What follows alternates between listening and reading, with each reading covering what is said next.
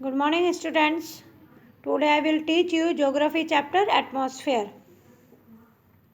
Earth is surrounded by a thick blanket of air called atmosphere. हमारी जो पृथ्वी है वो घिरी हुई है एक मोटे ब्लैंकेट क्या होता है? एक चादर से, ऑफ एयर, हवा की, जिसको कि एटमॉस्फेयर कहा जाता है।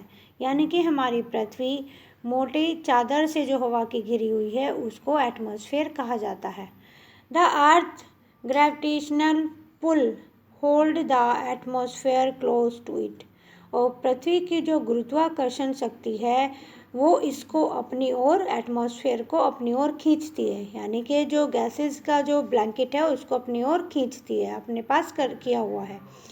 Other planets and moons have little और नो एटमॉस्फेयर एट ऑल।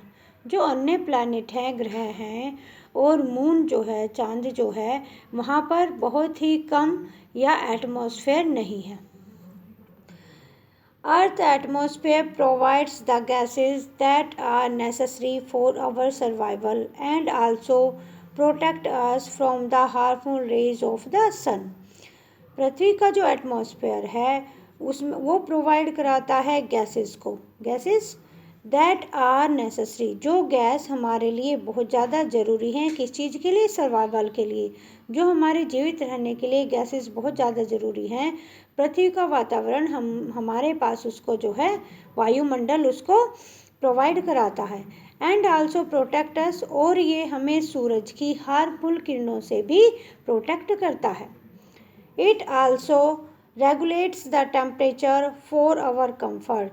यह हमारे टेम्परेचर को भी नियमित करता है हमारे आराम के लिए, यानी कि जिससे हम आराम से रह सके। आराम से रहने का मतलब है अगर ज़्यादा टेम्परेचर होगा तो ह्यूमन बींग्स जो है वो अच्छे से सर्वाइव नहीं कर पाएंगे। The first 30 kilometre of the atmosphere from the surface of the earth contains about 98% of its mass.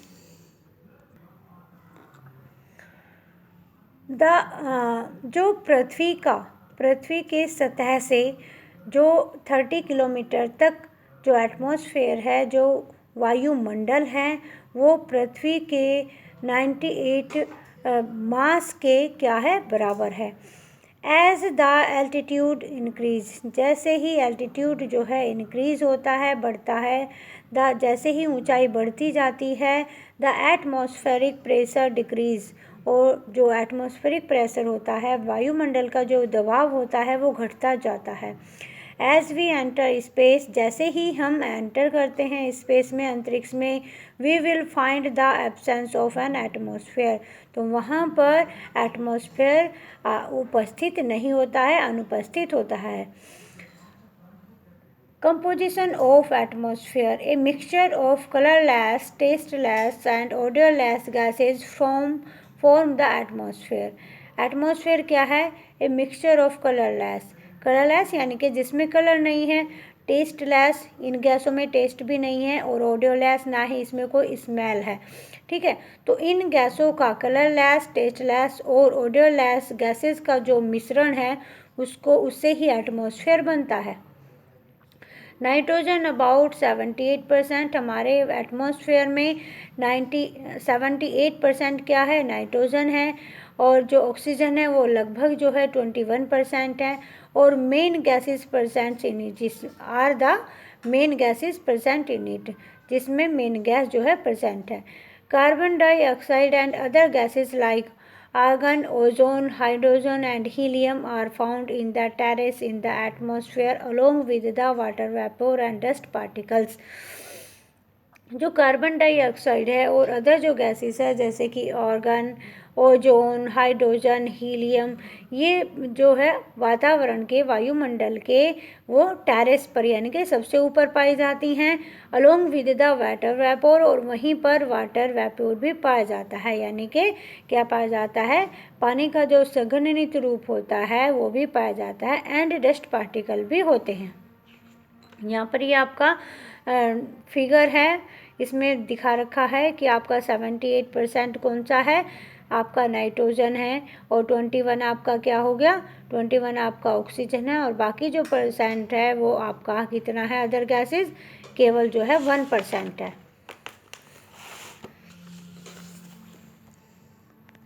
फिर है आपका यहाँ पर एक और फिगर है आपका स्ट्रक्चर ऑफ एटमॉस्फेयर। एटमॉस्फेयर जो है वो कैसे बनता है, ठीक है।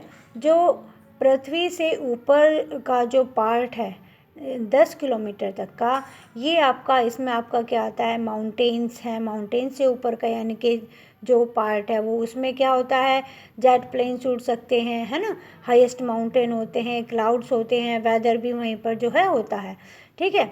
तो ये सब इसको हम क्या कहते हैं, ट्रोपोस्फेयर। फिर आपका है 10 से लेके 50 किलोमीटर तक का जो जगह है, जो स्पेस है, उसको क्या कहा जाए, उसके ऊपर का जो पार्ट है वो आपका क्या होता है, उसमें जैसे सुपरसोनिक जेट प्लेन्स होते हैं वो वहाँ पर उड़ते हैं और इसको क्या कहा जाता है, स्ट्रेटोस्फेयर कहा जाता है।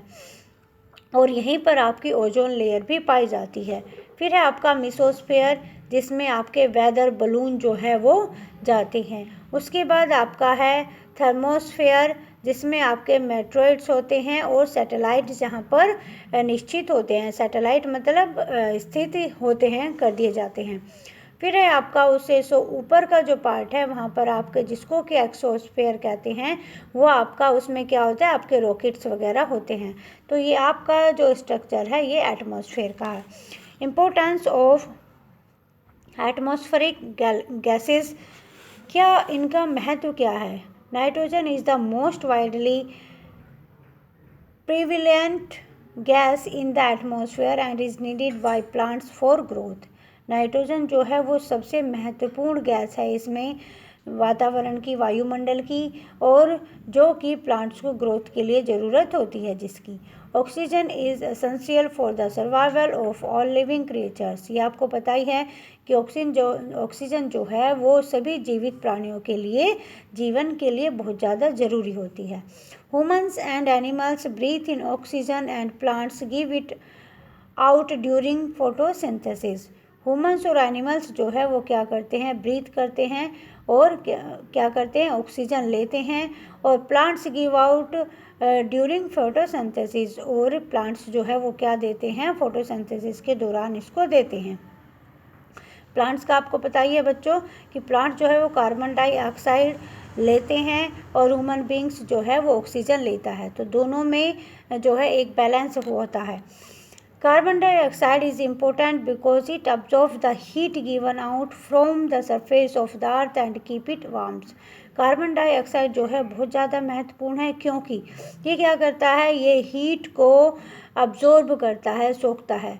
जो क्या होता है, जो पृथ्वी की सतह से हीट निकलती है उसको कार्बन डाइऑक्साइड सोखता है एंड कीप इट वार्म, और इसको गर्म रखता है। Thus it is responsible for the green house effect, और यह ग्रीन हाउस इफेक्ट के लिए भी आवश्यक होता है, रेस्पॉन्सिबल होता है यानी कि जिम्मेदार होता है। Plants use carbon dioxide during photosynthesis. Plants जो हैं वो क्या करते हैं, वो कार्बन डाइऑक्साइड लेते हैं फोटोसिंथेसिस के दौरान। Increase in carbon dioxide in the atmosphere leads to global warming. जब हमारी पृथ्वी पर एटमॉस्फेयर में कार्बन डाइऑक्साइड ज़्यादा हो जाती है तो उसी को हम क्या कहते हैं, ग्लोबल वार्मिंग कहते हैं। It absorb more heat and raise the temperature of the earth surface, और ये क्या करता है, ये बहुत ज़्यादा हीट को एब्जॉर्ब करता है and raise the temperature of the surface, और अर्थ का जो टेम्परेचर है, अर्थ सरफेस का जो टेम्परेचर है उसको ये बढ़ा देता है।